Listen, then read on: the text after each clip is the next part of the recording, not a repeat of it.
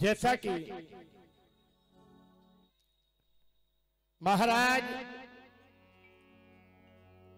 उम्बरपाल के घर में आज आनंद और अनुभूति, यानी कि महाराज उम्बरपाल के दोनों बेटों का विवाह हो गया और एक सबसे छोटी बेटी है जिसका विवाह नवलगढ़ के महाराज नवल सिंह के लिए ब्याही गई। गोगायन में प्रमुखतः प्रमाणित है। वैसे हमने मेरे प्यारे भगवत प्रेमियों, धीरे धीरे धीरे वक्त गुजरता चला। जब जीवन में खुशियां होती हैं, जब आनंद होता है, तो हमारा समय हमें पता नहीं लगता कि कितने वक्त समय गुजर गया। जब घर में कोई उत्सव होता है, जब घर में कोई आयोजन होता है, तो शाम को हम उस कार्य को शुभारंभ करते हैं और प्रातःकालीन कब हो जाती है हमें पता, और कोई घटना घटित हो जाए उस दिन वो रात ऐसे लगती है जैसे कि वर्षों बीती। महाराज जेवरराव के घर में किसी बात की कोई कमी नहीं है। समय व्यतीत होता चला गया। धन धान्य पूर्ण है, जन समाज धन धान्य पूर्ण जीवन भी है।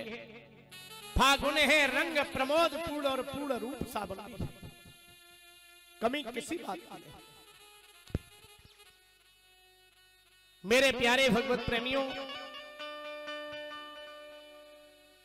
धीरे धीरे जब समय गुजर गया है, गुजरता गया, एक दिन राजा जेवरराव के मन में एक विचार उत्पन्न हुआ कि मेरे पास में सब कुछ है, धन है, वैभव है, यश है, कीर्ति है, संपदा की कोई कमी नहीं, लेकिन मेरे कोई पुत्र नहीं है। और एक मानव जीवन में एक विशेष महत्वता रहती है। व्यक्ति जब किसी उलझन में होता है तो मन का भाव दो तरीके की बातें करने लगता है। राजा जेवरराव ने भी अपने मन को समझाया, विचार करने लगे, कोई बात नहीं, मेरे पुत्र नहीं है तो कोई ऐसी बात नहीं है, क्योंकि हम इस शहर ददरेवा के राजा हैं। और जब हम इस शहर ददरेवा के राजा हैं तो राजा होने का अर्थ यह है कि मैं यहाँ की प्रजा का पालक हूं, यानी यहाँ के प्रजा का मैं पिता हूं। अरे मैं तो एक पुत्र के लिए कामना करता हूं, मेरे तो कोई एक पुत्र नहीं है, लेकिन मेरी ये समूची प्रजा मेरे लिए पुत्र के समान है, क्योंकि मैं यहाँ का राजा हूं। अगर मेरे पुत्र नहीं है और आज के बाद इस प्रजा को हम पुत्र के समान, पुत्र के भांति अगर हम प्यार करने लगेंगे तो मेरा पुत्र दोष जो है समाप्त होगा।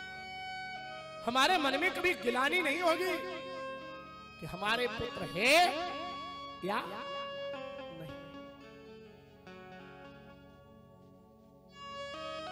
आज मन में यह विचार किया है महाराज जेवरराव ने। मेरे प्यारे भगवत प्रेमियों,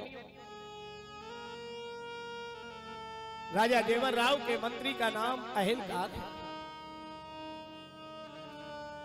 अहिलकार नाम के मंत्री को बुलाया, बोले मंत्रीवर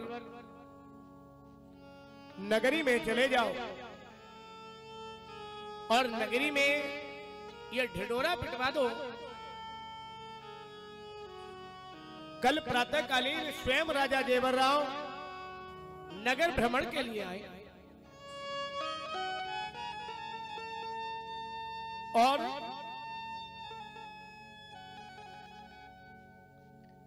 जब नगर भ्रमण के लिए आएंगे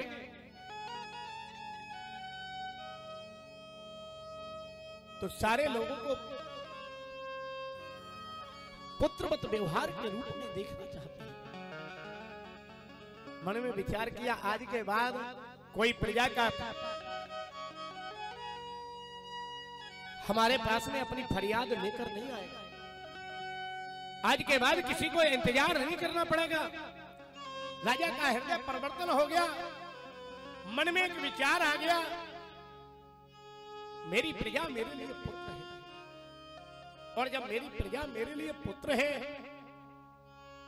तो निश्चित है हम प्रजा को पुत्र के समान ढिढोरा पिटवा दिया है।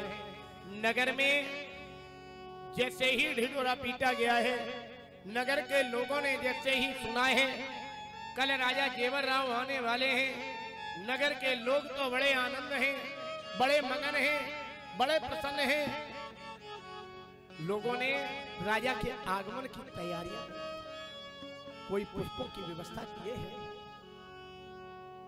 कोई राजा के लिए इत्र की व्यवस्था कर लिए हैं, किसी ने तो मिठाइयां बनवा ली हैं राजा के आगमन पर, कहीं ढोल ताशे नगाड़े बजाने की व्यवस्थाएं हो गई हैं, रंग अमीर पटाखे गुलाल की व्यवस्थाएं हैं। सारा नगर बड़ी ही आनंद की अनुभूति प्राप्त करता है। लेकिन ध्यान रहे, समूचे नगर में प्रसन्नता है, समूचे नगर में खुशियां हैं, लेकिन उस राज्य में एक मेहतरानी है। और उस मेहतरानी ने जब ये सुना है कि राजा आने वाले हैं, जिस मेहतरानी ने कभी जीवन भर अपने हाथ से उठाकर जल नहीं पिया है, वो कोई साधारण मेहरानी नहीं है।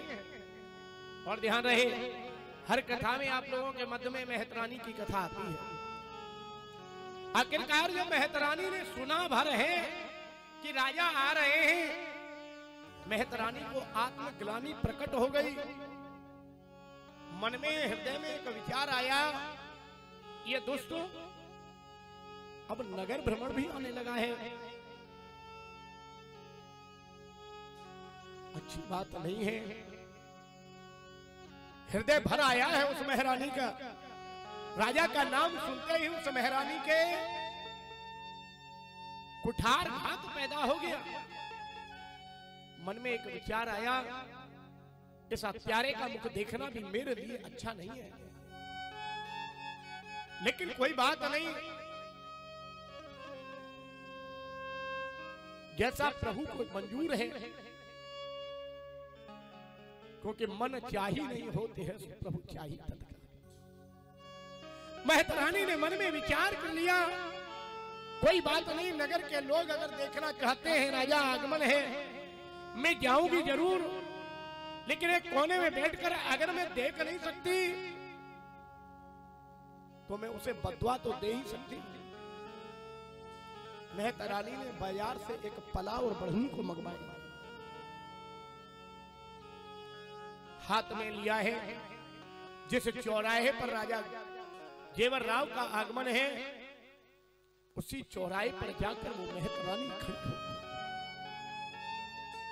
इधर नीलम घोड़े पर सवार हो राजा जेवर राव, आज अपने महलों से जिस समय सवारी निकली है, नगर के लोग राजा का जयघोष करते हुए ढोल ताशे नगाड़े बज रहे हैं, पटाखे छूट रहे हैं, मिठाइयां बांटी जा रही हैं, अमीर गुलाल उड़ाया जा रहा है। सारी जनता जहां आनंद ले रही है, एक कोने में बैठी हुई वो मेहतरानी सुबक रही है। ये दुष्ट है, ये अत्याचारी है।